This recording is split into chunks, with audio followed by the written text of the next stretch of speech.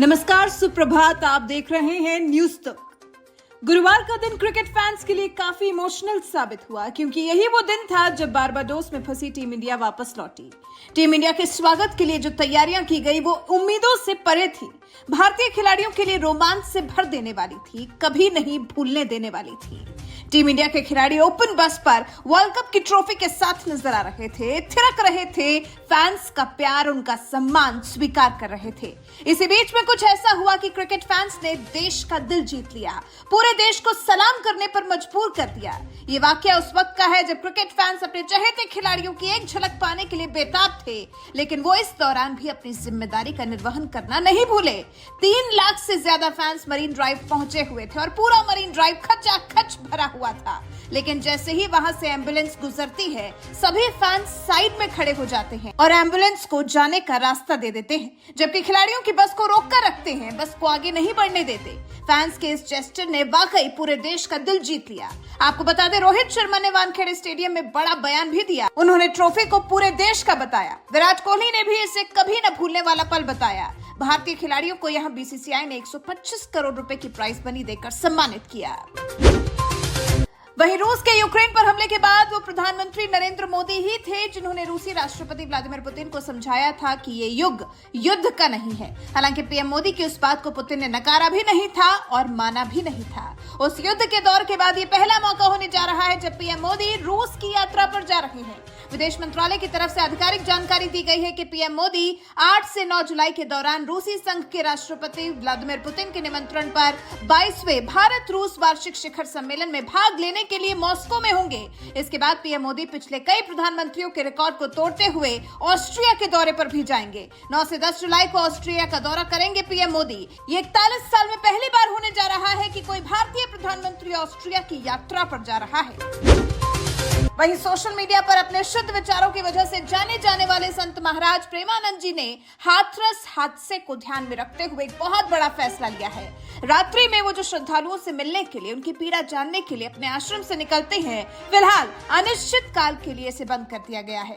प्रेमानंद जी महाराज ऐसे संत हैं जिनको देखने के लिए, जिनकी एक झलक पाने के लिए देश के कोने कोने से श्रद्धालु जुटते हैं। लेकिन हाथरस में भगदड़ मचने के बाद जो हुआ है, उसने प्रेमानंद जी महाराज को एक कठोर फैसला लेने के लिए मजबूर कर दिया है। श्री हित राधा केली कुंज परिकर की तरफ से हाथरस हादसे को दुखद बताकर परिजनों के लिए गहन संवेदनाएं व्यक्त कर सावधानी बरतते हुए महाराज जी की रात्रि पद यात्रा को अनिश्चित काल के लिए बंद कर दिया गया है। श्रद्धालुओं से अपील की गई है कि कोई भी श्रद्धालु रास्ते में महाराज जी के दर्शन के लिए भीड़ न लगाए। जमीन घोटाला मामले में पिछले 5 महीने से जेल में बंद हेमंत सोरेन बाहर भी आ गए और अब झारखंड के नए बॉस भी बन गए। झारखंड मुक्ति मोर्चा के कार्यकारी अध्यक्ष हेमंत सोरेन ने रांची स्थित राजभवन पहुंचकर मुख्यमंत्री पद की शपथ ली। राज्यपाल सीपी राधाकृष्णन ने उन्हें सीएम पद की शपथ दिलाई। राजभवन में आयोजित हेमंत सोरेन के साथ शपथ ग्रहण समारोह में उनके पिता शिबू सोरेन भी नजर आए। शिबू सोरेन के अलावा कल्पना सोरेन और राज्य के पूर्व सीएम चंपई सोरेन भी दिखे। कांग्रेस के कई नेता भी हेमंत सोरेन के शपथ ग्रहण समारोह के साक्षी बने। हालांकि आधिकारिक सूत्रों से यह भी पता चला है कि ईडी जल्द ही झारखंड हाईकोर्ट के उस आदेश के खिलाफ विशेष अनुमति याचिका के साथ सुप्रीम कोर्ट का भी रुख कर सकती है, जिसमें मनी लॉन्ड्रिंग के मामले में हेमंत सोरेन को जमानत दी गई थी। बिहार में लगभग रोज एक नया पुल गिर रहा है, फिर चाहे वो पुराना हो या फिर निर्माणाधीन। काम में इस तरह की लापरवाही, इस तरह का भ्रष्टाचार, ये तो बिहार की जनता के साथ सरासर अन्याय है।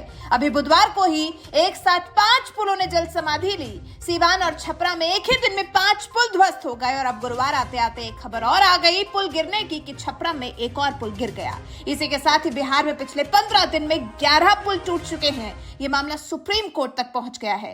हालांकि ऐसा नहीं है कि बिहार में ये पहली बार हो रहा है, लेकिन पिछले दिनों में जो पुल टूटने का सिलसिला चल उठा है, उससे लगने लगा है जैसे लोगों को पुल निर्माण के नाम पर, विकास के नाम पर चूना लगाया गया है। अपने फैंस के साथ अपने कैंसर पीड़ित होने की खबर को अभी हाल ही में साझा करने वाली हिना खान फिर एक बार चर्चा का केंद्र तब बन गई जब कीमो सेशंस के बीच में उन्होंने अपने लिए एक बोल्ड कदम उठा लिया।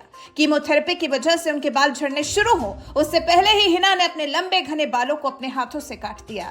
अपने इस इमोशनल मोमेंट को अपने फैंस के साथ साझा कर हिना ने लंबा चौड़ा एक पोस्ट भी लिखा है, जिसमें उन्होंने बताया भी है कि अगर उन्हें जरूरत पड़ती है तो वो अपने बालों से ही बना हुआ विग पहनेंगी।